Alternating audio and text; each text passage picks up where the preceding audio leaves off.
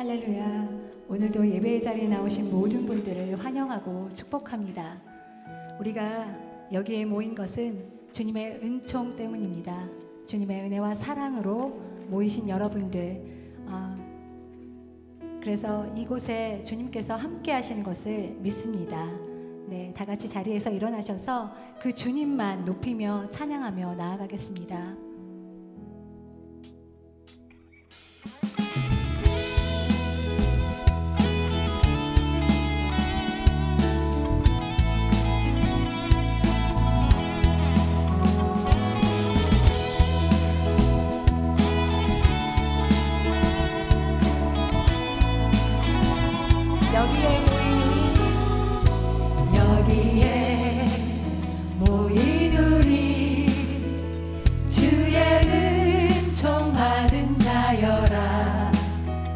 주께서 이 자리에 함께 계심을 믿노라. 언제나 주님만을, 언제나 주님만을 찬양하며 따라가리니 시험을 당할 때도 함께 계심을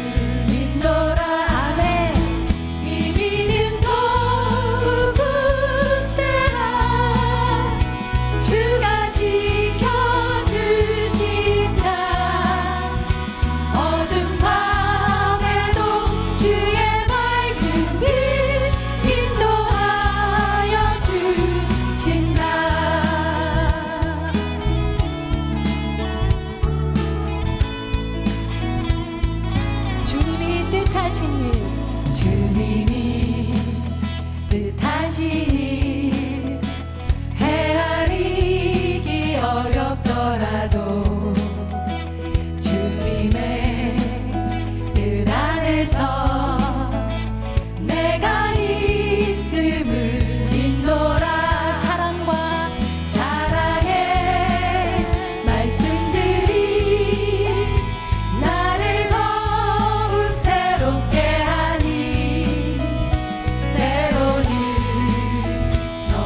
최후 승리를 믿습니다. 최후 승리를 믿노라. 아멘. 이 믿음 더욱 굳세라. 주가 지켜주신다. 어둠 밤에도 주의 밝은 빛 인도하여 주. 이 믿음 더욱 굳세라. 이 믿음 더욱 굳세라. 주가 지켜주신다. 어두운 밤에도 주의 밝은 빛 인도하여 주신다.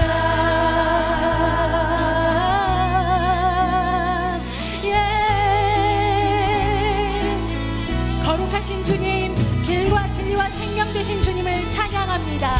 생명을 주시고 사랑으로 인도하시는 주님 감사합니다. 여기에 모인 우리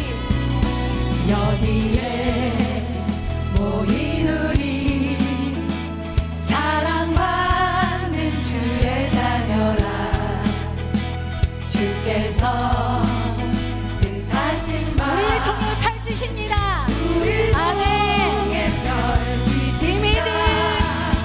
이 믿음 더욱 굳세라. 주가 지켜주신다.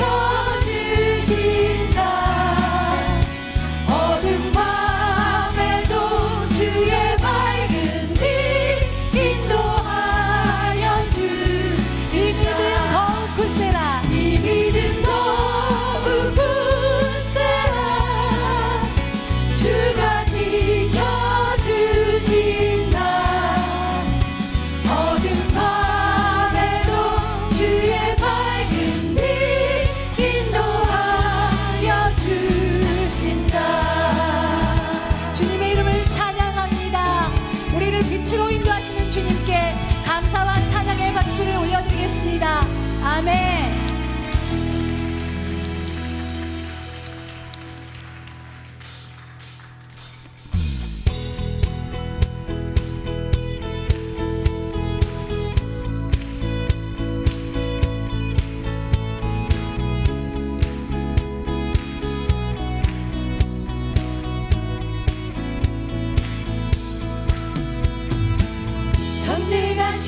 주 놀라운 사랑 죄와 사망을 물리치셨네.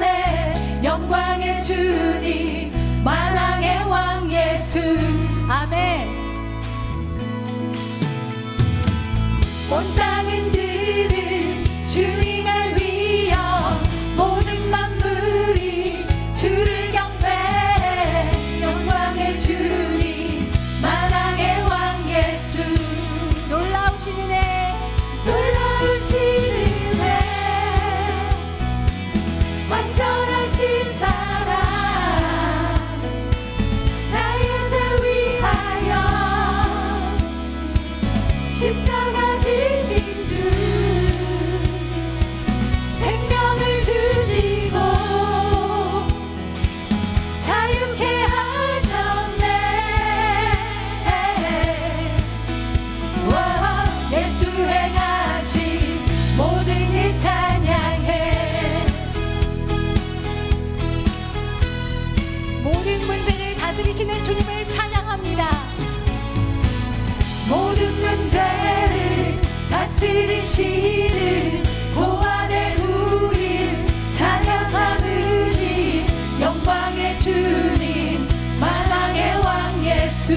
아멘. 공의와 진리로 다스리시는 공의와 진리로 다스리시며 태양보다 더 밝게 빛나는 영광의 주님 만왕의 왕 예수.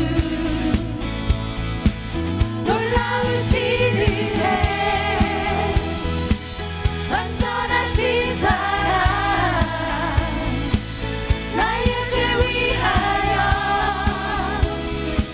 십자가 지신 주,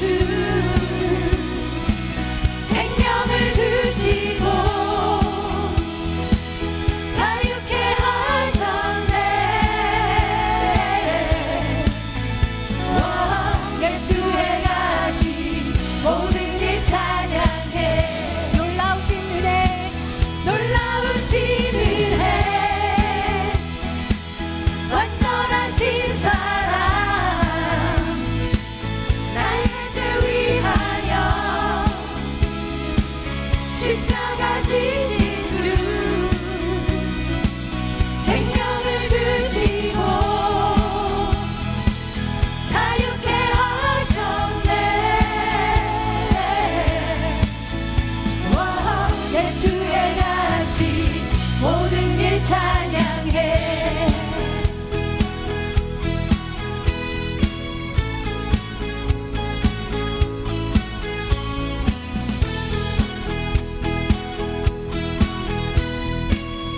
죽임당한 그 어린 양을 찬양합시다. 죽임당한 그 어린 양, 승리하신 왕 그 이름 예수. 죽임당한 그 어린 양, 승리하신 왕 그 이름 예수. 죽임당한 그 어린 양, 승리하신 왕 그 이름 예수. 죽임당한 그 어린 양, 존귀 존귀 존귀여 놀라우신 은혜, 완전하신 사랑, 나의 죄 위하여 십자가 지신 주, 생명을 주시고 자유케 하셨네. 와, 예수 행하신 모든 일 찬양해. 더 전심으로 놀라우신 은혜, 놀라우신 은혜, 완전하신 사랑, 나의 죄 위하여 십자가 지신 주, 생명을 주시고 자유케 하셨네.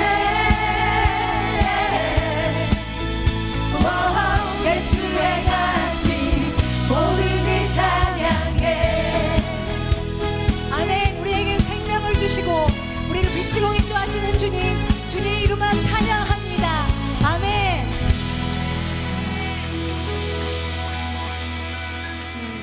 다시 자리에 앉으셔서 계속해서 주님을 예배하며 나아가겠습니다.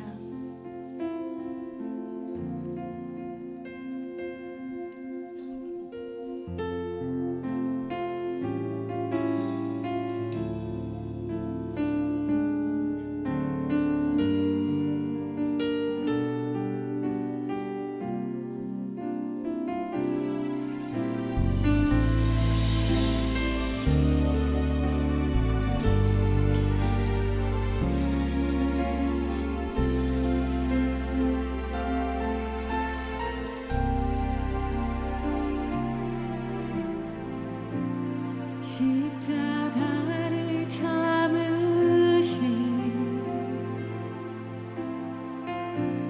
어린 양 예수, 내 죄 씻어주시고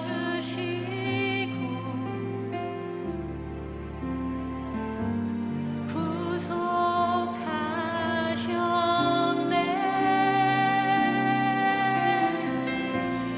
어둠을 물리치신 세상의 빛 예수, 영광의 빛 비추사 자유케 하시네.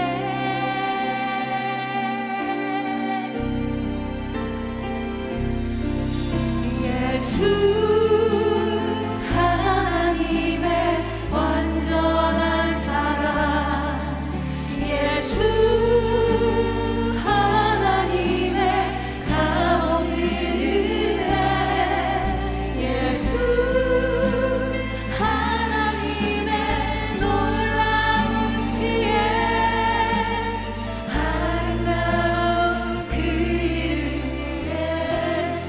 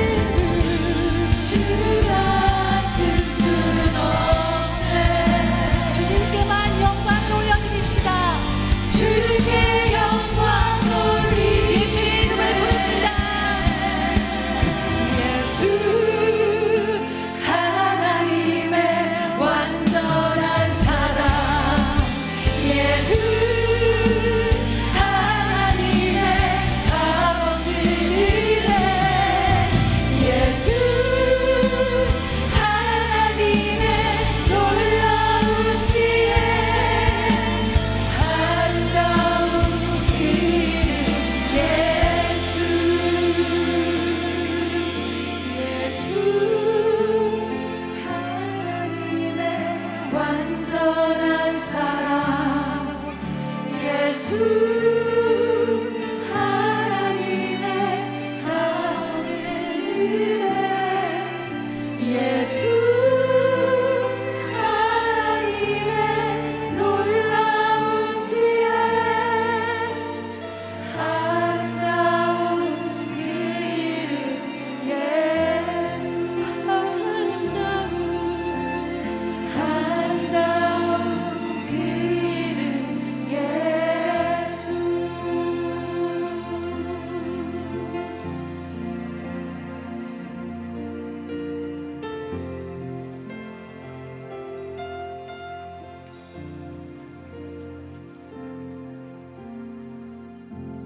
사랑의 노래들이네 나의 구주 예수님께 주 행하신 일 감사해 사랑하니 귀하신 예수 주님께서 나를 부르셨네 주의 소유 삼으셨네 주의 사랑의 품에 주의 사랑의 품에 잠잠하게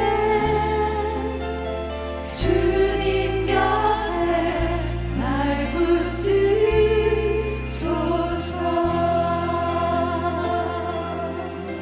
주님께 사랑의 노래를 올려드립니다. 사랑의 노래들이네 나의 구주 예수님께 주 행하신 일 감사해 내 사랑하는 귀하신 예수 주님께서 나를 부르셨네 주의 소유 삼으셨네 주의 사랑의 품에 주의 사랑의 품에 주의 품에 주의 사랑의 품에 아버지 품에 주의 사랑의 품에 잠잠하게 주님 곁에 잠잠하게 주님 곁에 잠잠하게 주님 곁에 있소서 거룩하신 주님 주의 십자가 앞에 우리의 마음과 뜻과 생각을 내려놓습니다. 주님의 사랑의 품으로 나아가오니 우리를 붙들어 주시옵소서. 주의 사랑의 품에 주의 사랑의 품에 주의 품에 주의 사랑의 아버지 품으로 더 가까이 나아갑시다. 주의 사랑의 품에 주의 품에 두 손 들고 전심으로 주의 품에 주의 사랑의 품에 잠잠하게 주님 곁 잠잠하게 주님 곁 잠잠하게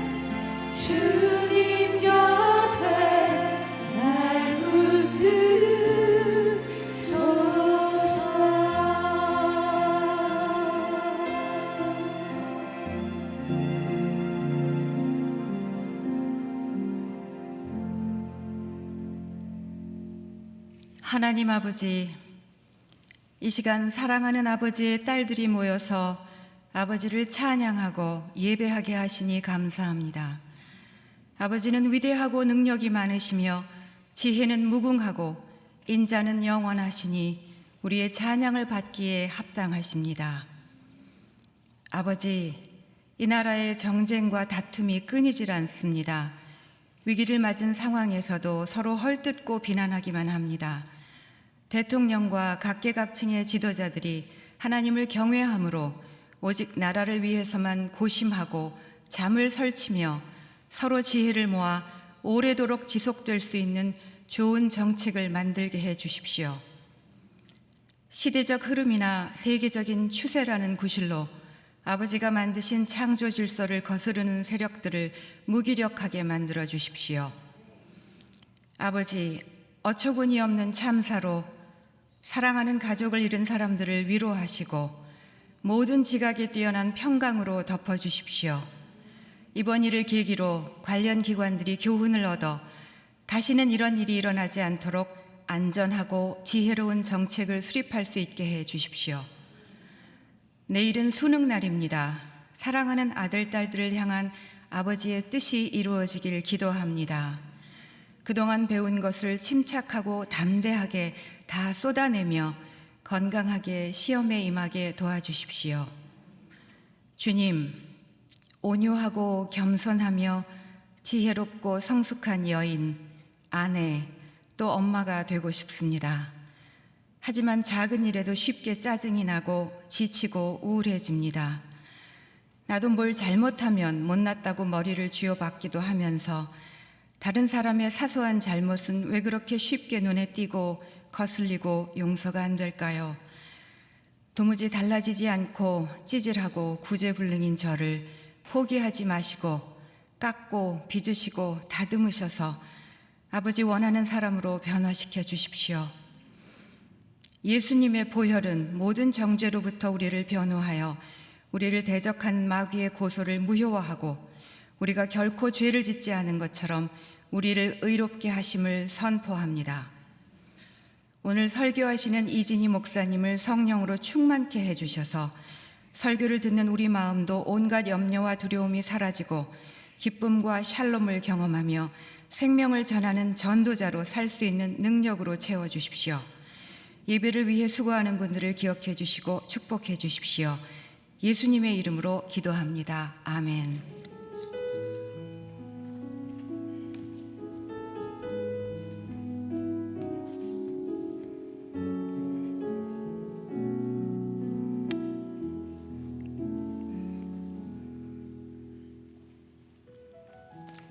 할렐루야. 오늘도 우리의 참 생명이신 하나님을 찬양합니다. 주님을 사랑함으로 이 자리에 오신 한 분 한 분들을 주님의 이름으로 축복합니다. 특별히 이 시간 또 유튜브로 함께 예배하는 모든 분들에게도 하나님의 크신 은혜와 사랑이 충만하게 넘치는 예배가 되길 소망합니다. 오늘도 우리가 우리의 생명이신 하나님 앞에 우리의 마음과 정성을 다하여서 오늘도 주의 생명으로 우리가 함께 예배하는 시간이 되기를 다시 한번 축복합니다. 네, 오늘 예배의 자리에 처음 오신 분들 환영하고 싶습니다. 나는 오늘 수요 오전 여성 예배 처음 나왔습니다 하시는 분 혹시 계실까요? 손을 들어서 표해 주시면 저희들이 환영하고 축복하고 싶습니다. 네, 오늘 처음 나오신 분, 네, 혹시 계시면 네, 손을 들어서 표해 주십시오. 네, 우리 그러면 서로를 축복하면서 우리 함께 찬양하겠습니다. 축복합니다.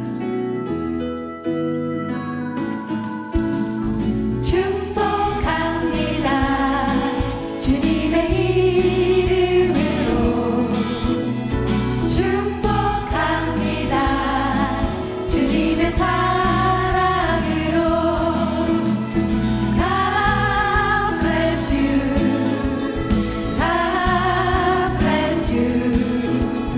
축복합니다.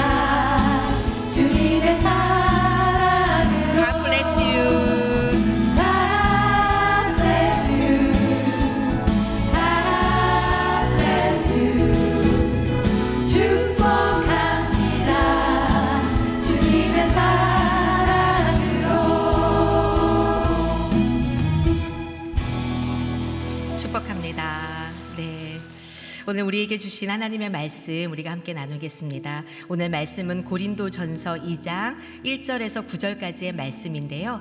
우리 그 자리에서 다 같이 일어나셔서 저와 여러분이 한 절씩 교독하도록 하겠습니다. 형제들이여, 내가 여러분에게 가서 하나님의 비밀을 전할 때 달변이나 지혜로 하지 않았습니다. 내가 여러분 가운데서 예수 그리스도 곧 십자가에 못 박히신 그분 외에는 아무것도 알지 않기로 작정했기 때문입니다. 내가 여러분에게 갔을 때 나는 연약하고 두렵고 떨리는 가운데 있었습니다. 내 말과 내 선포는 지혜롭고 그럴듯한 말들로 한 것이 아니라 성령의 능력이 나타낸 증거로 한 것입니다. 이는 여러분의 믿음이 사람의 지혜에 있지 않고 하나님의 능력에 있게 하려고 한 것입니다.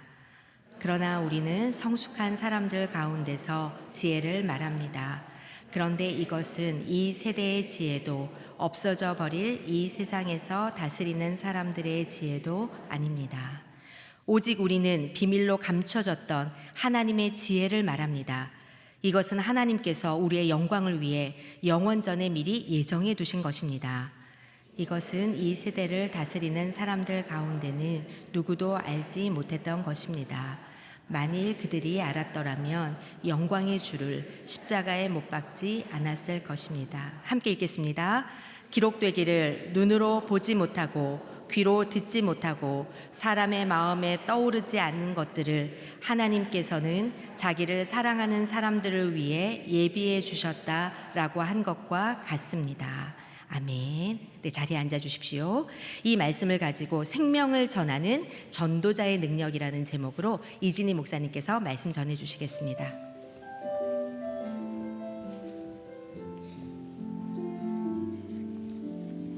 할렐루야. 우리를 예배자로 또 전도자로 불러주신 하나님께 감사를 드립니다. 기도하겠습니다. 사랑하는 하나님, 주님께서 우리를 구원하여 주셔서 하나님 앞에 앉을 수 있도록, 설 수 있도록, 주님을 따를 수 있도록 인도하여 주셔서 감사합니다. 이 시간 성령께서 복음을 전하는 저와 복음을 듣는 많은 성도들 가운데 성령으로 임하여 주셔서 다시 믿음이 성숙하게 하여 주시고 주님을 온전히 따라 살 수 있도록 인도하여 주시옵소서. 감사하며 예수 그리스도의 이름으로 기도합니다. 아멘. 아멘. 여러분, 지난주에 이 자리에서 우리 김은아 목사님이 설교하셨던 사마리아 여인을 기억하시나요? 사마리아 여인은 오랜 시간 동안 사람들의 무관심 속에서, 아니 비난 속에서 스스로 수치와 부끄러움을 벗어버리지 못하고 살던 여인입니다. 그런데 그 여인이 자기가 피하던 사람들에게 다시 돌아가서 예수님은 그리스도라 전도하는 전도자로 삶을 살았다라는 것이 그 여인을 기록하는 마지막 메시지입니다. 그 여인이 그렇게 변할 수 있었던 것은 예수님을 만났기 때문입니다. 예수님을 만나서 십자가, 예수님을 만나서 하나님의 사랑, 누가 진정한 예배자인지를 들었기 때문입니다. 이렇게 전도는 우리의 존재 이유이며 사명입니다. 전도는 교회의 존재 이유이자 사명이기도 합니다. 여기 모여 있는 여러분 모두는 우리가 스스로 나온 것이 아니라 하나님께서 우리를 택하셔서 이 자리에 모아 주신 줄 믿습니다. 아멘. 그래서 우리는 오늘 이 시간에는 다른 정체성보다 전도자라고 하는 그 정체성을 다시 한번 붙들고 주님 앞에 서기를 원합니다. 하나님의 교회는 도시 속에 세워집니다. 아니, 엄밀히 말하면 사람들 속에 세워집니다. 그 사람들은 타락한 사람들 속에 세워지는 것을 알 수 있습니다. 왜 그럴까요? 그곳에 영혼들이, 구원받아야 할 영혼들이 있기 때문입니다. 고린도 전서를 맨 앞에 보면 고린도에 하나님의 교회가 있었다라고 합니다. 그런데 그 고린도라고 하는 도시는 오늘날 대한민국의 서울이나 부산처럼 아주 큰 대도시였습니다. 상업이 활발하여서 경제적으로 부유했습니다. 많은 사람들은 자신이 원하는 것을 얻고자 열심히 살았습니다. 종교적으로는 황제 숭배를 비롯하여 다양한 신전이 있는 화려한 도시였습니다. 그곳에 사는 사람들은 경쟁과 성공을 아주 중요하게 여기면서 그 성공을 하기 위해서 자기 자랑, 자기 PR을 잘 해야 한다고 계속적으로 주입을 받고 또 스스로도 그것을 아주 가치 있는 것으로 여기며 살고 있는 도시였습니다.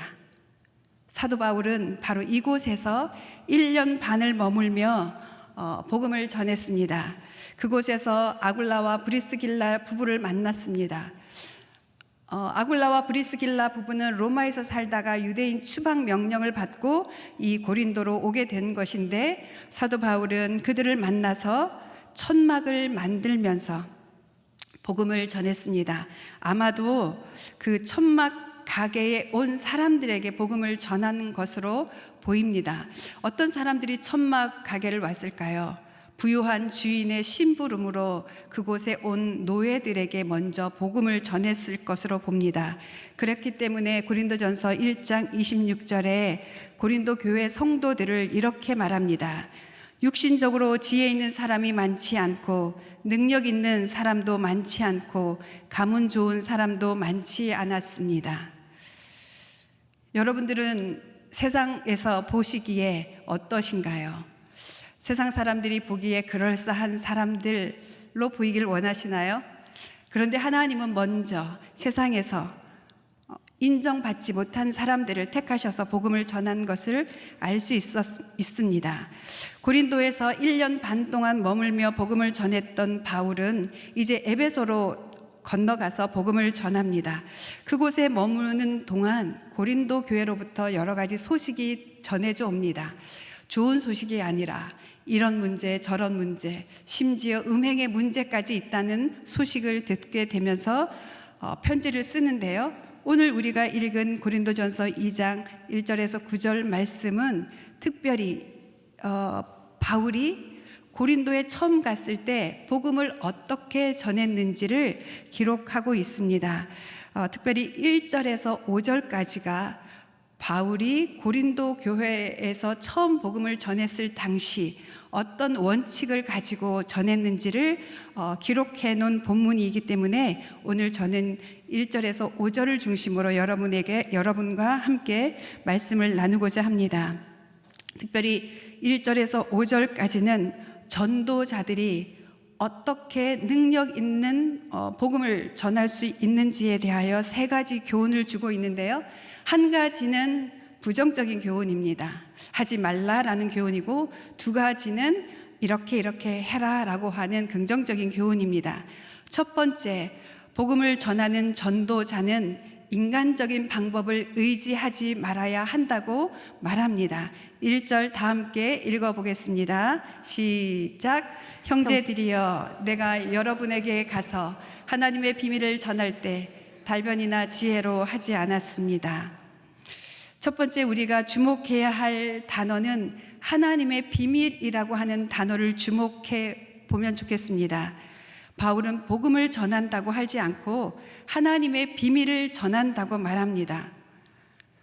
복음을 전하는 것은 바로 하나님의 비밀을 전한다는 의미가 포함되어 있는 것이죠. 이 비밀이라는 의미를 7절에는 이렇게 표현하고 있습니다. 우리 7절 다 함께 읽어보겠습니다.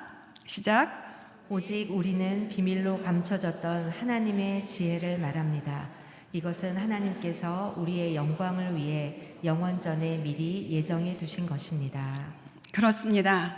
왜 비밀이라고 했는지 그 근거를 말하고 있는데요. 첫 번째는 이것이 은밀하신 하나님께서 우리의 영광을 위해 영원 전에 미리 예정해 두신 것이기 때문입니다. 두 번째는 십자가를 통해서 죄를 씻어주신다고 하는 그 대속의 개념은 인간의 상상과 이해를 초월하는 그 구원 원리이기 때문입니다. 비밀이기 때문에 여러분들이 지금 믿지 않는 사람들에게 가서 말을 한다고 하더라도 비밀을 알 수가 없는 것이죠. 세 번째, 이 비밀의 근거는 구원이 유대인에게만 아니라 이방인에게도 예수 그리스도를 믿는 모든 인간에게 주어진다는 것입니다. 당시, 아니 오늘날도 우리는 사회 계층을 구분하면서 사람들을 분별하죠. 학력에 따라, 가진 재산에 따라, 또 지식의 또 유무에 따라, 아니면 사회적 지식에 따라 우리는 계층을 구분하며 살지만 이 십자가의 복음은 모든 인간을 구별하지 않습니다. 바울은 하나님의 복음을 전할 때, 이 비밀을 전할 때 특별히 인간적인 방법을 의지하지 않았다고 말합니다. 나는 달변이나 지혜로 하지 않았습니다. 라고 말하는 이유는 뭘까요? 당시 사람들이 달변이나 지혜로운 사람들을 추앙했기 때문입니다. 당시 고린도 교회에서는 이렇게 말 잘하는 사람들, 지혜로운 사람들을 또 부러워했고 또 그런 사람이 되고 싶어 했기 때문이죠. 바울은 당시 사람들이 중요하게 여기는 수사학이나 세련된 말솜씨나 고상한 철학적인 지혜에 의지하지 않았다는 것을 먼저 분명히 말합니다. 이 말은 무엇일까요? 지금 너희가 문제를 일으키고 있는 그것은 너희가 의지하고 있는 그 지혜, 그 세상적인 방법 때문이라고 하는 것을 강조하는 것이라고 보여집니다. 바울이 고린도에서 복음을 전할 당시 그의 상태는 어떠했는지 3절에 이렇게 기록되어 있습니다. 내가 여러분에게 갔을 때 나는 연약하고 두렵고 떨리는 가운데 있었습니다. 저는 이 3절 이 말씀 때문에 어쩌면 이 본문을 전해야 되겠다는 마음이 드는 것입니다. 왜냐하면 저랑 똑같았기 때문입니다. 복음을 전하려고 이 자리에 설 때마다 저의 마음은 내가 얼마나 연약한지, 내가 얼마나 두려워하고 있는지, 내가 얼마나 떨고 있는지를 발견하게 됩니다. 왜 그러냐면 이 하나님의 놀라운 비밀을 나의 짧은 지식과 지혜로는 전할 수 없다는 것을 제가 알기 때문입니다. 그런데 우리가 위대한 전도자라고 알고 있는 이 바울도 스스로 나는 연약했다, 나는 두려웠다, 나는 떨렸다 라고 이렇게 고백합니다.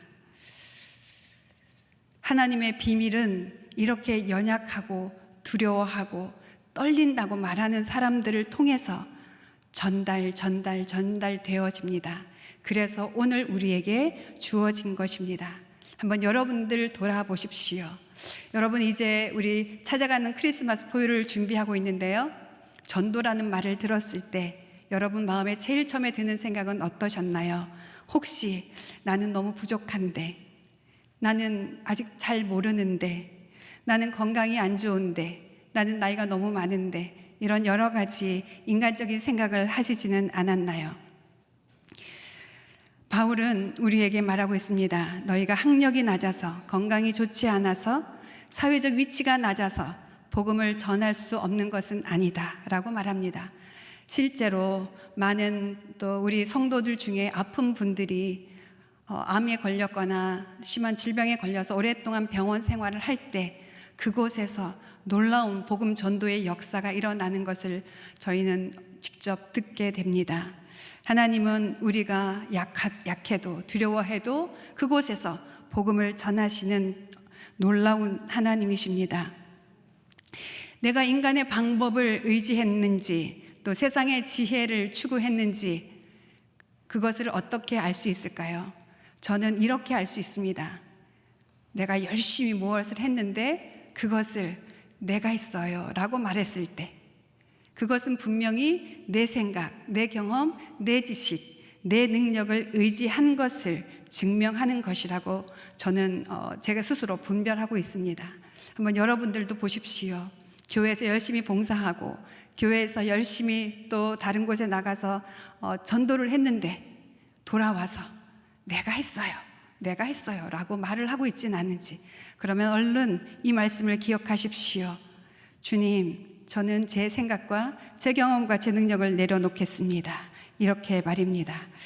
두 번째, 우리가 얻을 수 있는 교훈은 전도자의 능력은 예수 그리스도의 십자가 복음을 아는 데서 나온다는 것입니다. 2절 함께 읽어보겠습니다. 시작. 내가 여러분 가운데서 예수 그리스도 곧 십자가에 못 박히신 그분 외에는 아무것도 알지 않기로 작정했기 때문입니다. 알지 않기로 작정했습니다. 부정문인 것 같죠? 근데 이것을 또 바꾸면 나는 오직 예수 그리스도, 특별히 십자가에 못 박히신 예수 그리스도만 알기로 작정했습니다. 라는 강한 긍정의 표현이기도 합니다. 그렇습니다. 바울은 고린도를 가서 화려하고 부유하고 참으로 많은 사람들이 다양한 관심을 향해서 열심히 살아가고 있는 그 사람들을 향해서 이 도시의 환경이 어떨지, 이 사람들이 무엇을 원하는지 이것에 집중하기보다는 오직 십자가에 못 박히신 예수 그리스도 그분께만 집중했다고 말합니다. 바울은 전도 대상자의 마음에 초점을 맞추기보다 예수 그리스도께 더 집중했습니다. 예수 그리스도가 누구신지, 왜 그분이 십자가에 못 박히셨는지를 아는 것이 전도자의 능력이라는 것을 알았기 때문입니다. 왜 예수 그리스도의 그 십자가가 전도자에게 능력이 될까요? 우리 한번 복음의 진리를 다시 한번 기억하기를 원합니다. 십자가에 달리신 예수 그리스도를 바라보면 비로소 우리의 죄가 보이기 때문입니다. 죄 없으신 거룩하신 하나님의 아들이 십자가에 달리셔서 죽으셨다는 것은 우리가 지옥에 갈 수밖에 없는 죄인이라는 것을 선포하고 보여주시는 것입니다. 그런데 이것이 왜 우리에게 능력이 될까요? 우리가 죄인이라는 것을 알 때 우리의 그 내면적인 문제, 영혼의 문제가 대부분 다 풀리기 때문입니다. 우리가 원망하고 불평하고 분노하는 모든 것들은 어찌 보면 우리가 죄인이라는 것을 알지 못하기 때문에 우리가 그 문제 속에서 헤어나지 못하고 계속 그 문제 안에서 그 굴레를 벗어나지 못하고 있는 것이죠.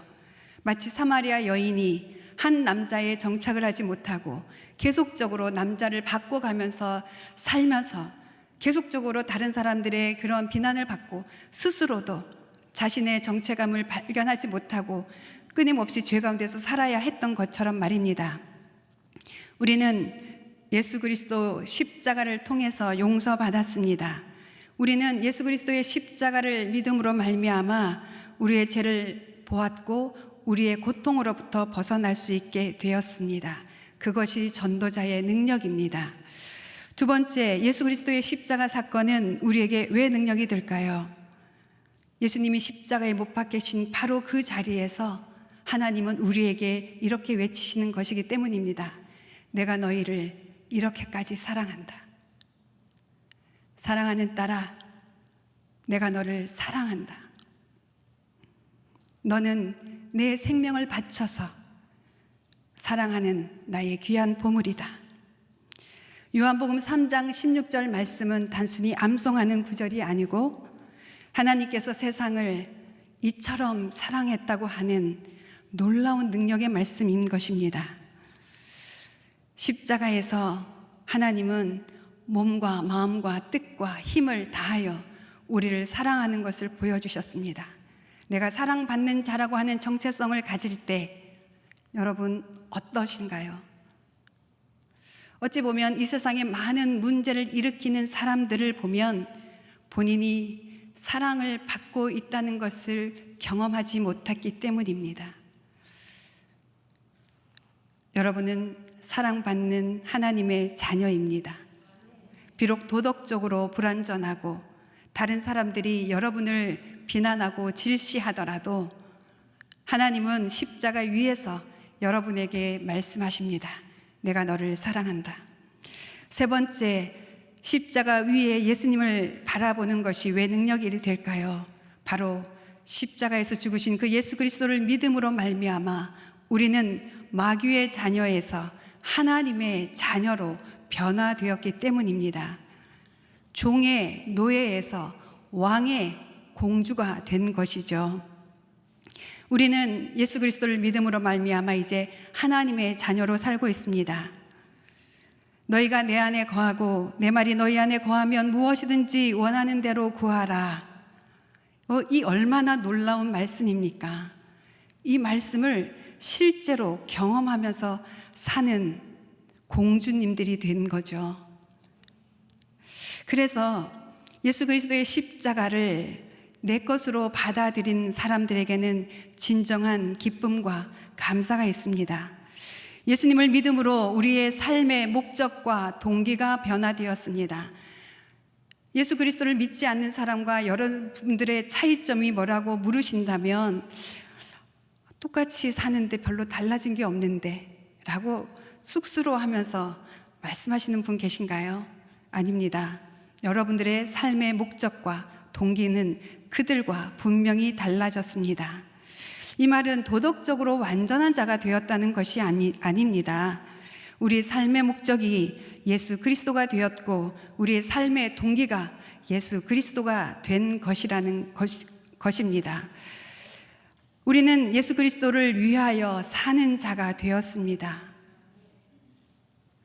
여러분은 여러분의 자녀를 위하여 사는 자가 아니라 예수 그리스도를 위하여 여러분 자녀를 양육하고 있는 것입니다.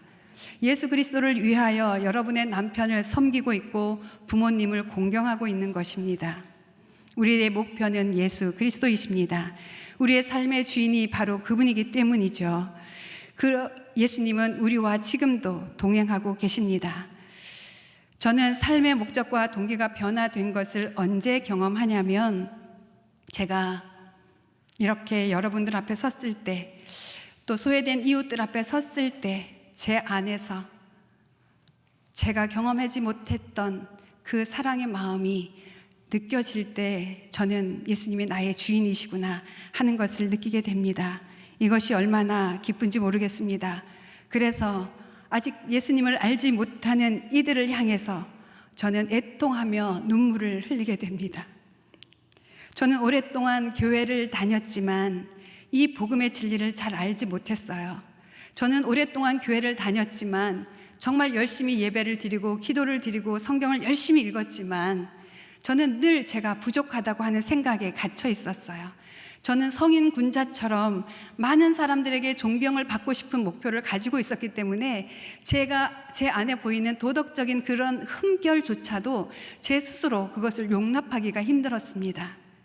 그러나 십자가 위에 계신 예수 그리스도를 다시 만나면서 저는 제가 생각하는 기준의 삶이 아니라 십자가에서 말씀해 주신 그 사랑의 말씀이 기준이 되어 예수님을 위해서 사는 자가 되었습니다. 십자가 위에 예수 그리스도를 바라볼 때 우리는 다른 사람들을 편견을 가지고 바라보지 않게 됩니다. 인종과 민족과 성별과 나이를 또 장벽을 허물고 어떻게 하면 하나님과 화목하게 할 수 있을까? 사랑으로 다가가게 됩니다.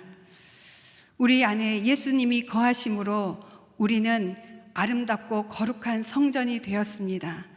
예수님은 우리를 통해서 하나님이 얼마나 아름다우신지, 하나님이 얼마나 거룩하신 분이신지 선포하기를 원하십니다. 이것이 모두 십자가 위에 예수 그리스도께서 보여주신 것입니다. 이것이 복음입니다. 그래서 복음은 하나님의 능력입니다. 우리 복음 로마서 1장 16절 다 함께 읽어보겠습니다. 시작. 나는 부끄러워하지 않습니다. 이 복음은 모든 믿는 사람들에게 구원을 주시는 하나님의 능력이기 때문입니다. 먼저는 유대 사람에게요, 다음으로는 그리스 사람에게입니다. 복음에는 하나님의 의가 계시되 믿음으로부터 믿음에 이르게 합니다. 기록되기를 의는 믿음으로 살 것이다 라고 한 것과 같습니다. 그렇습니다. 십자가 위 예수 그리스도께서 보여주신 것은 모든 믿는 사람들에게 구원을 주시는 하나님의 능력을 선포하게 되는 것입니다. 그래서 십자가의 복음은 멸망할 자들에게는 어리석은 것이지만 믿는 우리에게는 하나님의 능력이 됩니다. 또한 복음은 하나님의 능력임 동시에 은혜라는 것을 우리가 알 수 있습니다. 로마서 4장 4절에서 5절까지는 복음을 이렇게 표현하고 있습니다. 일하는 자에게는 품삯이 은혜로 여겨지지 않고 정당한 대가로 여겨지나 일하지 않고도 경건치 않은 사람을 의롭다고 인정하시는 분을 믿는 사람에게는 그의 믿음이 의로 여겨집니다. 5절 다시 한번 제가 천천히 읽어드리겠습니다. 일하지 않고도 경건하지 않은 사람을 의롭다고 인정하시는 분을 믿는 것이 믿음이라는 것이죠. 여러분이 열심히 노력하고 선행을 행할 때 구원받는 것, 그걸 믿는 것이 아니라, 여러분의 긍정적인 생각을 믿는 것이 아니라, 십자가 위에서 아무것도 하지 않은 우리를 대신해서 죽으심으로 우리를 의롭다고 인정하시는 분, 그 예수님을 믿는 그것이 복음이라고 말씀하십니다. 여러분은 십자가의 복음의 그 능력을 경험하고 계십니까? 죄인인 것을 매일 고백하고 계십니까? 무엇보다 이 복음의 은혜를 누리고 계십니까? 그렇다면 여러분 마음 안에는 기쁨과 감사가 넘칠 것입니다. 기쁨과 감사가 없는 분들은 다시 한번 복음의 진리, 무엇보다 십자가에 달리신 그 예수 그리스도 앞에 가서 그분을 바라보십시오. 복음의 능력을 경험하기 위해서 십자가에 못 박히신 예수 그리스도만 알기로, 그리고 전하기로 작정하십시오. 사도 바울처럼 복음의 능력을 경험하기 위해 십자가에서 보여주신 그 은혜를 누리십시오. 오직 예수 그리스도를 믿음으로만 지옥행을 갈 뻔했던 우리가 천국행을 받은 그 기쁨을 표현하고 누리십시오. 어떻게 이 은혜를 누릴 수 있을까요? 나는 은혜 받았어, 나는 은혜 받았어, 이렇게 계속 얘기하면서 다녀야 될까요? 저는 은혜 받는 첫 번째 길이 성경을 읽는 것이라고 믿습니다. 성경 말씀 전체를 읽으며 하나님이 직접 하시는 말씀을 들으십시오. 그러면 그 말씀이 여러분의 생명을 다시 솟아나게 될 것입니다. 다시 복음의 진리를 깨닫게 되고 그 진리 위에서 여러분들은 흔들림 없이 살아가게 될 것입니다. 그런데 이 은혜를 알지 못하는 사람들은 오랫동안 교회를 다녀도 계속해서 자신을 만족시켜줄 사람들을 쫓아다닙니다. 더 유명한 강사들을 쫓아다니면서 계속 그분이 하는 말만 듣습니다. 성경은 읽지 않고. 그래서 그분의 얘기를 가만히 들어보면 성경의 권위를 주장하는 것이 아니라 그 자신이 좋아하는 그 유명한 강사분을 만나보라고만 자꾸 얘기합니다. 마치 그 유명한 강사가 구원을 주는 것처럼. 그래서 그런 사람들은 이 강사를 따라다니다가 어느 정도 채워지면 또 다른 강사를 찾아가지요. 자신의 지적 호기심을 채워줄 가르침을 찾아다니거나 자신에게 호의를 베푸는 사람들을 따라가서 자신의 욕망을 채우려고 합니다. 예수 그리스도의 십자가 은혜를 아는 사람들은 이리저리 더 깊은 가르침이라고 하는 말에 속아 찾아 헤매지 않습니다. 오히려 말씀에 전념하여 홀로 주야로 그 말씀을 묵상합니다. 그리고 그 말씀 안에서 우물가에서 사마리아 여인을 기다리고 계셨던 그 예수님을 만나서 삶의 변화를 경험하게 됩니다. 어떻게 또 은혜를 우리가 누릴 수 있을까요? 십자가의 예수님을 바라보며 고난을 피하지 않는 것입니다. 지금 여러분들이 빨리 지나가기를 바라는 그 고난은 바로 은혜를 누리는 통로인 것입니다. 믿는 자들에게 있어서 고난은 자신의 영혼 구원뿐만 아니라 다른 사람들의 영혼을 생명의 길로 인도하는 그 축복의 통로가 됩니다. 요즘 우리는 창세기를 묵상을 하는데 요셉의 고난을 보십시오.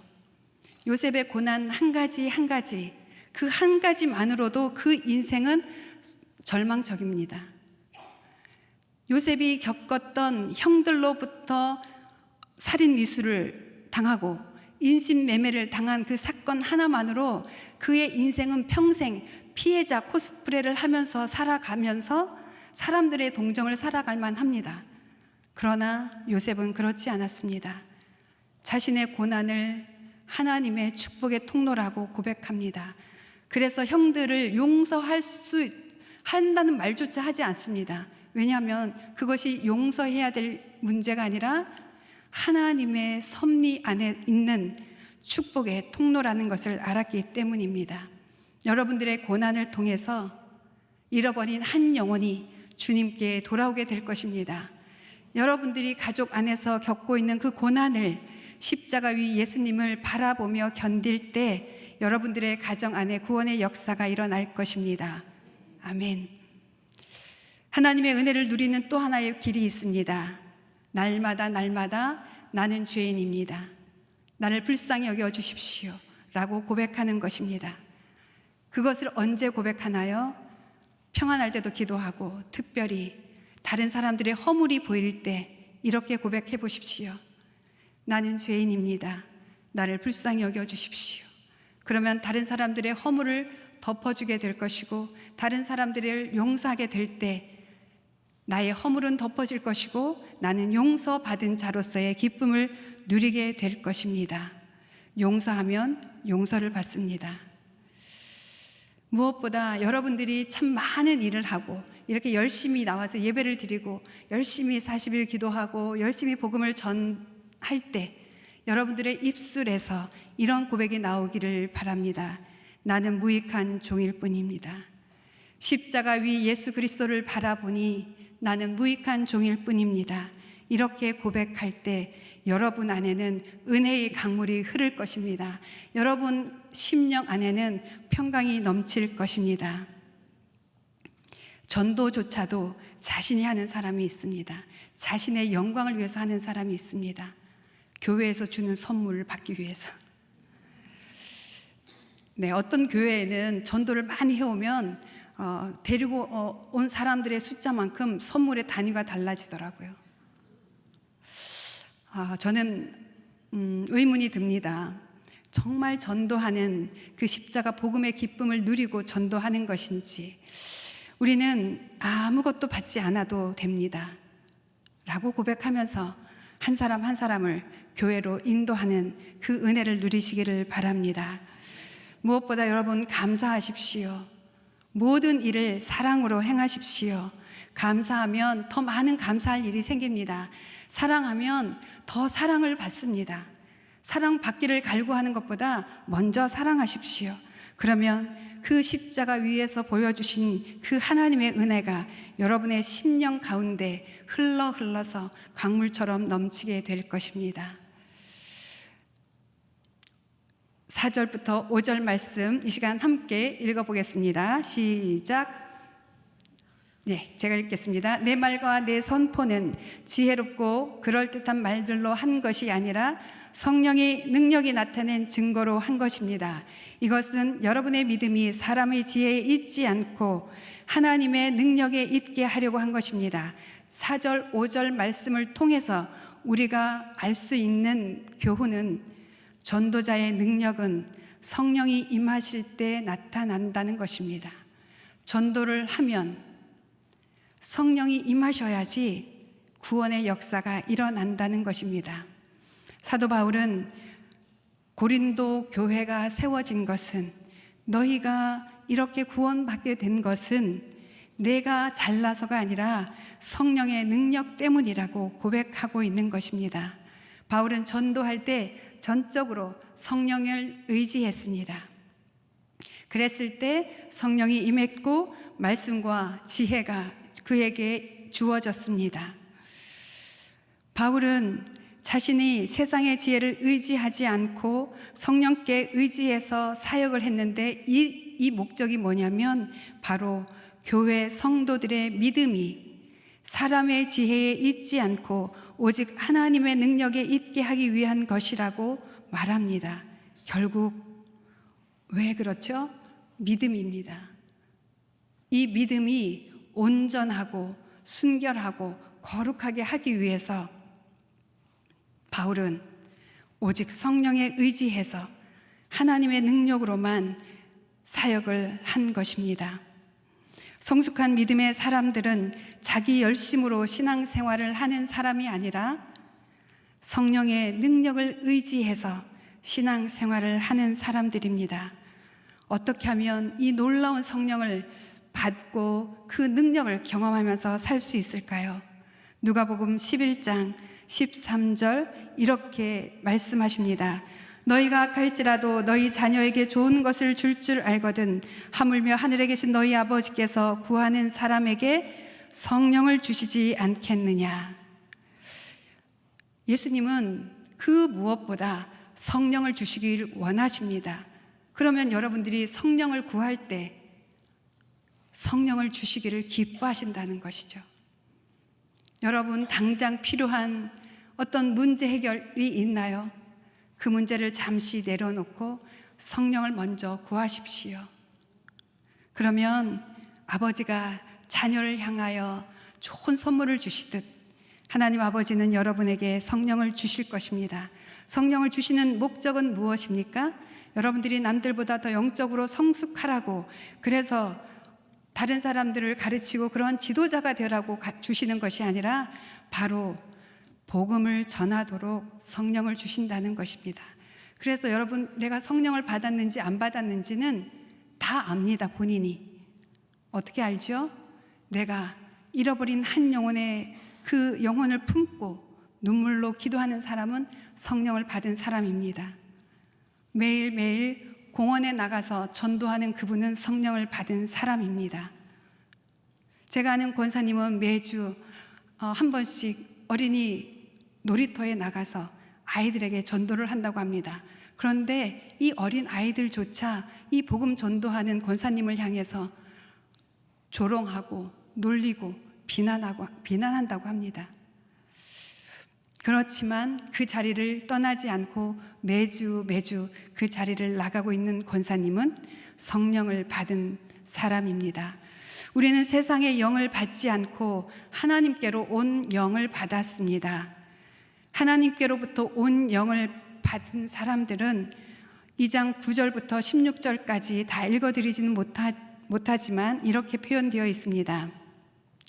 하나님이 사랑하시는 자들을 위해 예비하신 모든 것을 성령을 통해 깨달아 알게 해주십니다.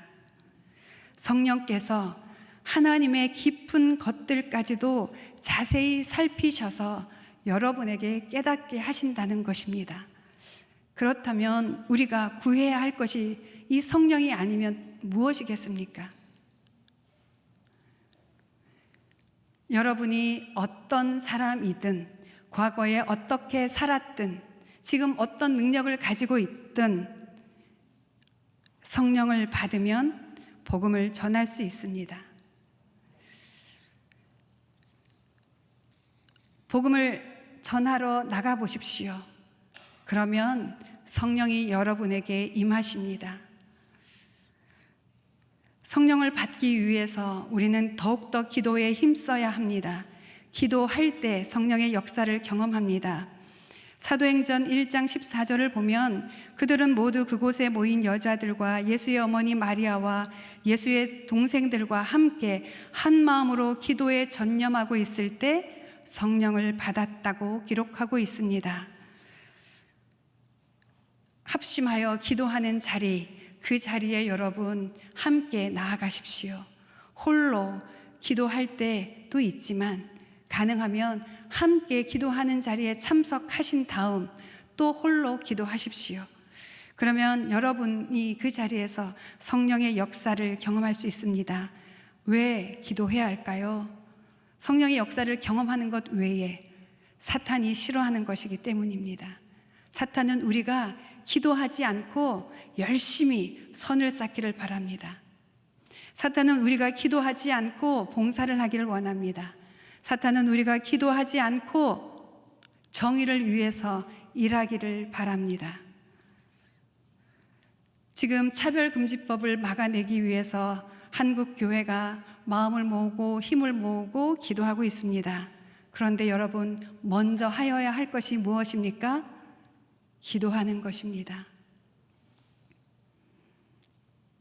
점점 많은 나라에서 이제 공개적인 자리에서 기도하는 것을 금하고 있습니다. 기도가 죄가 되는 시대입니다. 사단은 전도도 하지 못하게 합니다. 왜 그럴까요? 전도는 생명을 전해서 사람을 살리는 일이기 때문입니다. 사단은 사람들이 죽기를 원합니다.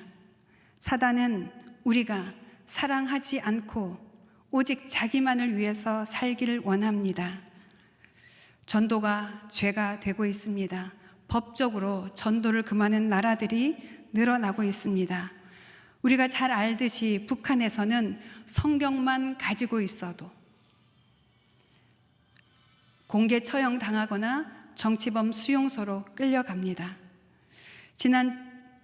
지지난주에 인도에서 사역하는 판카지 선교사님이 저희 무릎 선교 기도 모임에 오셨는데요.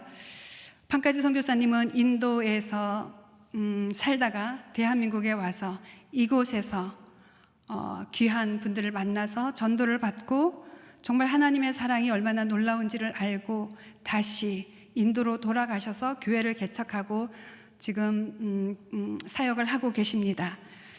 판카지 목사님이 계시는 그 인도 그 도시도 반종교 개정법이 실행되는 도시라고 합니다. 그래서 직접적으로 복음을 전하지 않고 이렇게 전한다고 합니다. 사람들을 만나서 이야기할 일이 있을 때, 자기를 소개할 때 나는 예수님을 믿는 사람입니다. 이렇게 복음을 전한다고 합니다. 여러분도 어디 가서 여러분들을 전할 때, 나타내야 할 때, 소개해야 할 때 한번 이렇게 소개해 보시면 어떨까요? 저는 이름이 누구고 뭐 하는 사람인데 저는 예수 믿는 사람입니다. 반종교 개정법이 있는 그 나라에서도 이렇게 담대하게 자신의 정체성을 밝히는데 아직 법으로 금지하고 있지 않은 우리나라에서 우리가 이것을 숨기고 있다면 우리 안에 성령이 역사할 수가 없겠죠. 중국이나 무슬림 국가들, 아니 이제 기독교 국가라고 했던 미국이나 영국 등등에서는 기도와 전도를 공개적으로 금지하는 일들이 일어나고 있습니다. 우리가 공개적으로 전도해야 할 때가 얼마 남지 않았다는 것을 알 수 있습니다. 사단은 우리가 전도하는 것을 싫어하고 막으려고 하고 있습니다. 그래서 사도행전 4장 18절에 보면 베드로와 요한을 불러들여서 사내들인 공회에서 다시는 절대로 예수의 이름으로 말하거나 가르치지 말라라는 명령을 내립니다. 그렇지만 이러한 사단의 공격에도 성령을 받은 사람들은 복음을 전하지 않을 수가 없지요. 왜냐하면 그들 안에 주인이 예수 그리스도이시기 때문입니다. 베드로와 요한이 대답했습니다.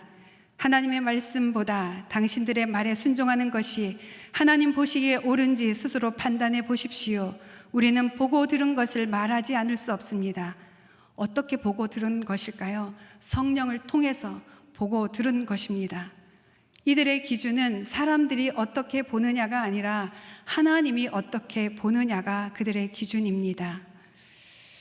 예수님도 우리에게 기도하라고 말씀하셨습니다.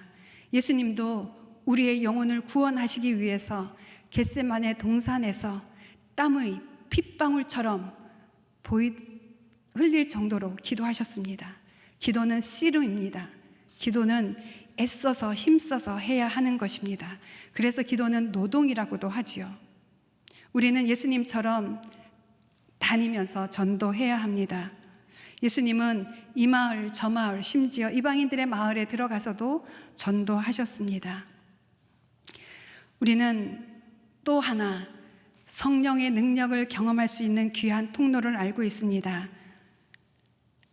베드로가 이렇게 사람들에게 외칩니다. 사도행전 2장 38절 회개하십시오. 그리고 여러분의 죄를 용서받기 위해 예수 그리스도의 이름으로 여러분이 각각 세례를 받으십시오. 그러면 여러분이 성령의 선물을 받게 될 것입니다. 회개하십시오. 입술로만의 회개가 아니라 삶으로 회개하십시오. 예수 그리스도를 위하여 생명을 살리는 일을 목적으로 삼으십시오. 그것을 위하여 돈이나 건강, 음식, 옷, 시간 등 가지고 계신 것이 있으면 가지지 못한 분들과 나누십시오. 그러면 성령이 역사하신다고 약속합니다. 그러면 성령 안에서 하나님 아버지와 우리 주 예수 그리스도께서 내려주시는 은혜와 평강이 여러분에게 임할 것입니다. 사도 바울은 오늘 말씀을 통하여 우리에게 분명히 말씀합니다. 복음을 전하는 것은 인간의 방법으로는 되지 않는다. 복음을 전하는 것은 오직 성령의 능력으로만 가능하다. 아멘. 마태복음 28장 19절에서 20절 아주 지상명령의 말씀이죠. 내가 너희와 항상 영원까지 함께 있을 것이다. 이 약속을 하십니다. 그런데 이 약속을 누구에게 하시는지 여러분 아시나요? 아무나에게 이 약속을 하시는 것이 아닙니다. 너희가 가서 모든 민족을 제자로 삼고 복음을 전하면, 복음을 전하는 자에게 내가 너희와 함께해서 내가 잃어버린 영혼을 구원하겠다고 약속하시는 것입니다. 여러분 자녀들에게, 남편에게, 부모님에게 이렇게 복음을 전하려고 다가갈 때 하나님의 인재를 경험하실 수 있으실 것입니다. 성령의 능력을 경험하실 수 있으실 것입니다. 왜 우리보다 더 똑똑하고 우리보다 사회적 위치도 또 높고 더 많은 것을 배운 사람, 그 사람들을 택하지 않고 저와 여러분 같이 연약한 자들을 택하셨을까요? 그것은 바로 하나님의 강함을, 복음의 능력을 나타내시기 위함입니다. 세상을 변화시키는 것은 대통령이 아닙니다. 정치인들이 아닙니다. 사람들이 만들어낸 기술이나 돈, 소유물, 또 종교에 있지 않습니다. 우리 안에 계시는, 우리와 함께 하시는 예수 그리스도께 있습니다. 마무리를 하겠습니다. 얼마 전 우리는 이태원에서 150여 명의 청년들을 잃었습니다. 여러분들은 그 사건을 통해서 어떤 교훈을 얻으셨나요? 언론에서 보여지는 그 교훈이라고 하는 것은 계속 네 탓이다, 네 탓이다라고 하는 남 탓하는 소리밖에 들리지 않습니다. 혹시 여러분 안에도 누구 때문이라고 하는 그 소리가 여러분을 통해서 나오고 있진 않나요? 아닙니다. 우리 때문입니다. 우리가 그들에게 복음을 전하지 않았기 때문입니다. 오늘의 교회가 용산에 있는데 용산에 있는 지역에서 이러한 참사가 일어났습니다. 이 사건을 보면서 저는 너무 가슴이 아픕니다. 저희 무릎선교 기도회나 마리아 행전에서 여러 번 이태원 땅을 밟으면서 그 땅을 밟는 많은 사람들이 주께 돌아오기를 위해서 기도했습니다. 그곳에 세워진 이슬람 성전을 향하여서 기도했습니다. 우상 숭배하는 자들이 돌이켜 주님께 돌아오기를. 어느 목사님에게 전화가 왔답니다. 경찰서에서 사망한 한 청년의 휴대폰에서 목사님의 전화번호가 있어서 전화드립니다. 가장 가까운 분인 것 같아서 전화합니다. 그 청년의 이름을 봤더니 6개월 동안 교회를 나왔다가 이제는 나오지 않았던 청년이라고 합니다. 그래서 그 목사님에게 간절한 절박감이 생겼다고 말합니다. 청년들에게 하루라도 더 빨리 복음을 전해야겠다는 절박감이 생겼습니다. 10대, 20대 영혼들이 하나님이 주시는 진정한 기쁨을 알고 그들의 열정이 하나님의 나라를 위해 쓰일 수 있기를 간절히 기도하게 됩니다. 여러분 어떠셨나요? 얼마 전 유튜브 영상을 봤는데 길거리에서 두 청년이 지나가는 청년을 붙잡습니다. 이렇게 말합니다. 저희가 지금 나의 청춘 일지라고 하는 유튜브를 촬영하고 있는데 혹시 1, 2분만 잠시 인터뷰 가능하실까요? 혹시 제가 어떤 연구를 하고 있는데 잠시 인터뷰가 가능할까요? 제가 지금 심리 테스트를 하고 있는데 좀 도와주시겠습니까? 혹시 요즘 힘든 일은 뭐가 있으세요? 최근에 본인을 가장 힘들게 한 일이 뭐예요? 이렇게 질문하면서 다가오는 청년들이 그룹에 있습니다. 그들은 누구일까요? 신천지입니다. 그들은 한번 응하는 사람들에게 전화번호를 받고 바로 연락을 합니다. 그래서 언제 어디에서 어떻게 만나자고 하는 약속을 바로 보내옵니다. 두 번째 만남이 있으면 세 번째 만남을 약속합니다. 세 번째 만남이 있은 후 네 번째 만남을 약속하고 우리 이렇게 자주 만나서 우리 이렇게 맛있는 것도 먹고 이야기도 나눠요. 정말 좋죠 라고 하는 것을 분위기를 이끌어서 결국에는 그들을 신천지 성경 공부로 인도한다고 합니다. 그들은 누구입니까? 사단처럼 우리의 청년들이 멸망하기를 기다리는 자들입니다. 또 이렇게 질문하는 사람들이 있다고 합니다. 도를 아시나요? 이것 또한 또 다른 이단 종교입니다. 이렇게 길거리에서 우리의 청년들을 향하여 그들의 인생을 사망의 길로, 지옥행으로 인도하는 자들이 있습니다. 저는 예수 그리스도의 십자가를 바라보며 저를 바라봅니다. 마지막 날 어떻게 하나님 앞에 설까? 나는 지금 온 마음과 온 뜻과 힘을 다하여 하나님을 사랑하고 내 이웃을 진정으로 사랑하며 복음을 전하고 있는가? 모든 사람들은 영혼을 사모하고 있습니다. 그러나 인생이 어디서 왔고 어디로 가는지에는 관심이 없고 그냥 착하게만 살면 된다고 생각하는 많은 사람들이 있습니다. 그들이 죽은 후에 천국과 지옥이 존재한다는 것을 깨닫는다면, 아니 예수 그리스도라는 말을 한 번이라도 듣는다면 그들이 두렵고 그들이 혼란스러울 때 예수 그리스도를 찾지 않을까요? 많은 사람들이 지금 구원받기를 고대하며 예수 그리스도를 기다리고 있습니다. 로마서 8장 19절에서 22절에 많은 피조물들은 하나님의 아들들이 나타나기를 고대하고 있습니다.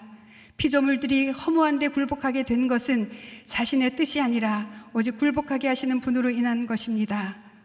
이렇게 고백하면서 썩어짐의 종로로 타는 데서 벗어나 하나님의 자녀가 될 그 영광을 누리는 것, 그것을 말하고 있습니다. 우리는 전도자입니다. 그러나 우리의 전도자로 살 수 있는 능력은 우리 안에 있지 않습니다. 바로 예수 그리스도께 있습니다. 바로 예수 그리스도의 이름을 부르면 누구든지 구원을 얻을 것입니다. 예수님은 말씀하십니다. 나는 길이요 진리요 생명이니 나를 통하지 않고서는 아버지께로 올 사람이 없다. 누구든지 주의 이름을 부르는 사람은 구원을 얻을 것입니다. 아멘. 이 시간 찬양하겠습니다. 그리고 기도하겠습니다. 예수 그분만이 우리의 능력이고 우리의 생명이고 우리의 생명인 것을, 슬픈 마음 있는 사람, 몸과 영혼이 병든 사람, 그 사람들이 예수님 이름 부르면 그들도 구원받을 수 있습니다.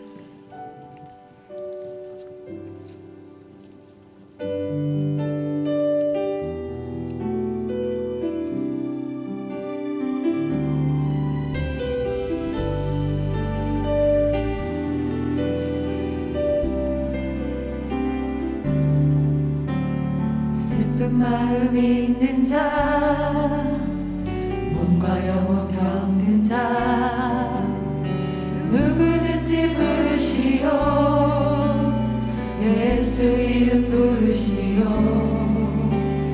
그 이름을 믿는 자, 그 이름을 부르는 자, 그가 어떤 사람이든 그는 구원 얻으리.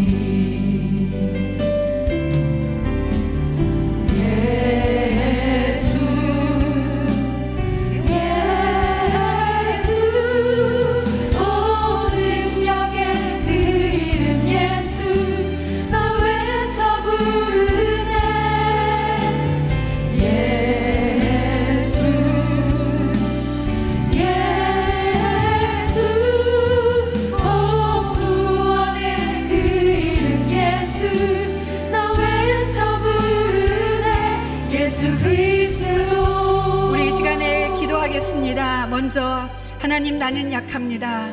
나는 두렵습니다. 나는 떨립니다. 주님, 그러나 이 시간 나의 생각과 나의 지식과 나의 경험을 내려놓습니다. 예수 그리스도 그 은혜에 사로잡혀 살게 하여 주십시오. 복음의 진리 위에서 오직 십자가를 바라보며 살게 하여 주십시오. 하나님, 사랑하는 자로 살게 하여 주십시오.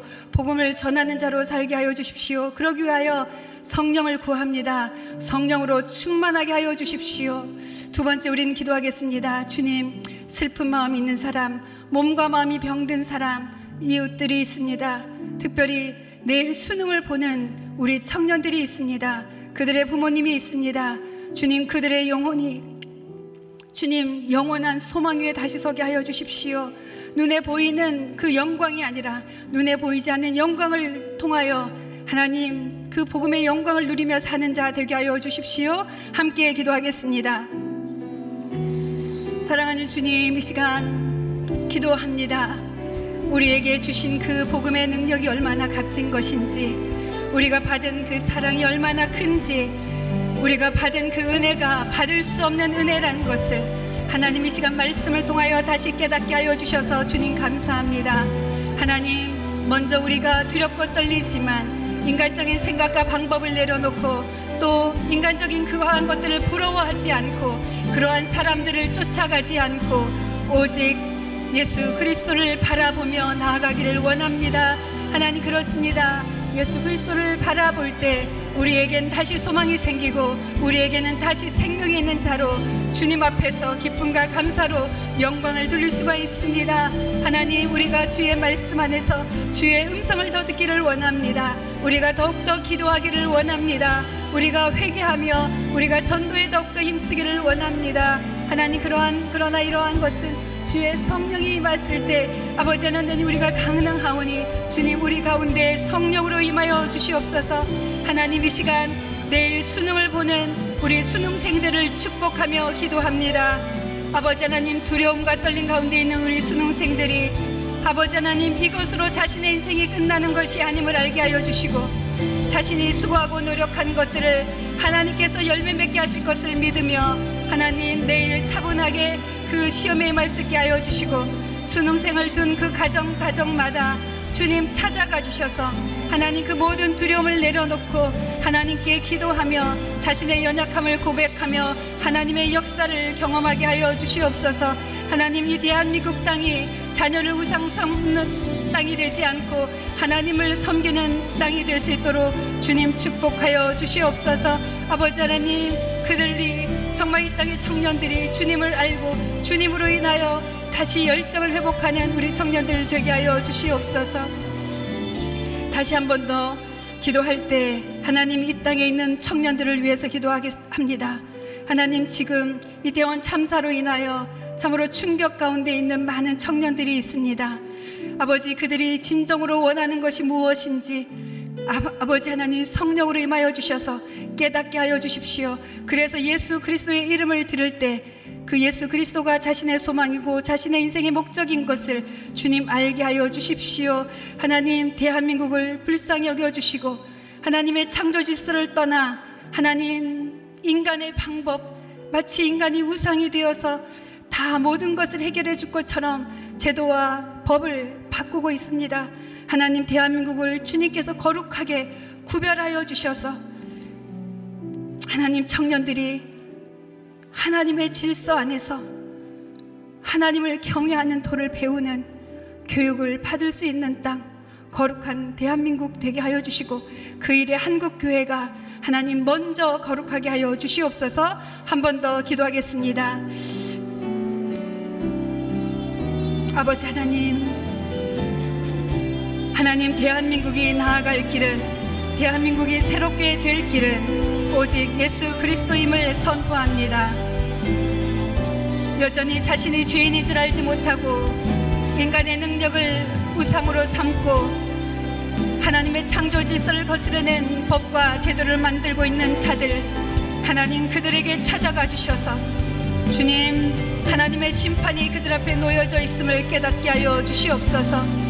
무엇보다 이 땅의 청년들을 주님 만나 주시옵소서. 청년들 가운데에 회개의 역사가 일어나게 하여 주시옵소서. 청년들 가운데에 영적인 부흥이 일어나게 하여 주시옵소서. 청년들 가운데에 하나님 새 영을 부어 주시옵소서. 그리하여 하나님 인생의 진로를 예수 그리스도께로 돌이키는 하나님의 청년들이 일어나게 하여 주시옵소서. 하나님, 이 땅에 요셉과 다니엘과 느헤미야와 하나님 모세와 아브람과 같은 거룩한 청년들을 하나님 이 땅에 세워 주시옵소서. 땅끝까지 이르러 예수 그리스도의 복음을 전하는 청년들이 하나님 앞서 1세대의 선교사님들의 뒤를 이었게 하여 주시옵소서. 하나님, 한국교회를 거룩하게 구별하여 주시옵소서. 예수 그리스도만을 전하는 복음의 진리 위에 굳게 서는 교회가 되게 하여 주시옵소서. 복음을 전하되 인간적인 방법으로 전하는 모든 방법들이 하나님 교회에서 떠나가게 하여 주시고 오직 성령을 구하며 예수 그리스도의 십자가 앞에 무릎을 꿇는 하나님 기도하며 애쓰는 하나님의 사람들이 교회 안에서 일어나게 하여 주시고 하나님 그러한 아버지 교회를 통하여서 신앙의 다음 세대들이 일어날 수 있도록 주님 역사하여 주시옵소서.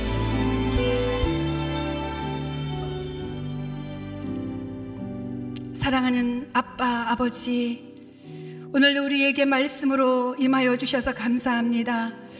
우리에게 하나님 자신의 시간과 자신의 생명과 자신의 물질을 아끼지 아니하고 복음을 전해준 이들을 보내주셔서 감사합니다.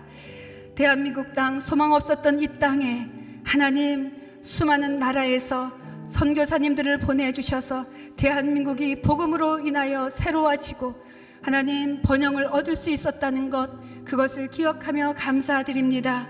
아버지 하나님, 이 시간 이곳에 모여있는 주의 사랑하는 딸들, 온라인으로 함께 예배하는 주님의 사랑하는 귀한 영혼들마다 십자가에 계신 예수 그리스도를 만나고 그 십자가에서 보여주신 그 하나님의 사랑을 깊이 경험하며 날마다 죄인됨을 고백하며 그 은혜 때문에 날마다 주의 말씀 듣기를 사모하고 그 은혜를 누리며 살아갈 수 있도록 주님 성령으로 임하여 주시옵소서. 특별히 찾아가는 크리스마스 포유를 준비하고 있습니다. 주님, 부모님과 또 친척과 친구들의 이름을 적어낸 분들이 있습니다. 그들을 찾아가서 전할 때에 성령님 능력으로 임하여 주시옵소서. 하나님 무슨 말을 해야 되고 어떻게 복음을 전해야 하는지 담대하게 능력으로 임하여 주시옵소서. 영상을 볼 때 성령께서 친히 그들의 닫힌 눈이 뜨여지게 하여 주시고 굳은 마음이 부드럽게 하여 주셔서 하나님 그들도 전도자의 영광을 누리며 살아갈 수 있게 하여 주시옵소서. 그렇게 행하실 주님을 찬양합니다. 지금은 우리 주 예수 그리스도의 은혜와 하나님 아버지의 크신 사랑과 성령님의 놀라우신 역사하심이 이제 새 생명을 얻은 자로서 오직 십자가 위 예수 그리스도만을 알기로 작정하며 성령의 능력을 구하는 주의 사랑하는 딸들 가운데 내일 수능을 보는 그 수능생들과 소망이 없어 갈 바를 알지 못하는 이 땅의 다음 세대들과 병든 자들, 주님의 구원의 손길을 간절히 기다리고 있는 그 한 영혼 한 영혼들, 또 북한 주민들과 열방에 있는 모든 이웃들에게 하나님 무엇보다 복음을 전하고 있는 선교사님들과 이 땅의 모든 복음 전도자들에게 이제로부터 영원까지 함께 하시기를 간절히 축원하옵나이다. 아멘.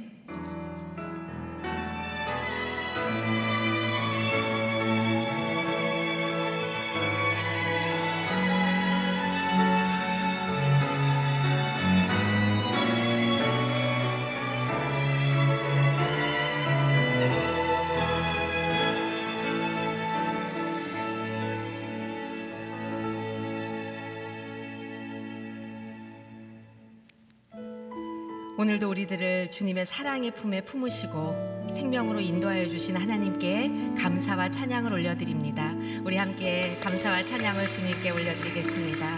감사합니다. 광고입니다. 다음 주는 찾는 자의 기쁨이라는 제목으로 여성민 목사님께서 오셔서 말씀을 전해주십니다. 우리 이진희 목사님 기도해 주신 것처럼 이제 찾아가는 크리스마스 포유를 저희들이 함께 기도하면서 준비하고 있습니다. 이제 거의 마감이 되었는데요. 아주 몇 자리, 한 자리가 남아 있습니다. 네.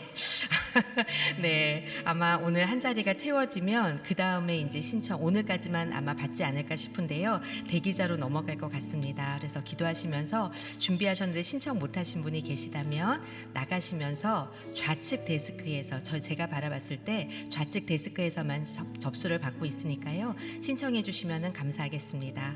네. 목사님.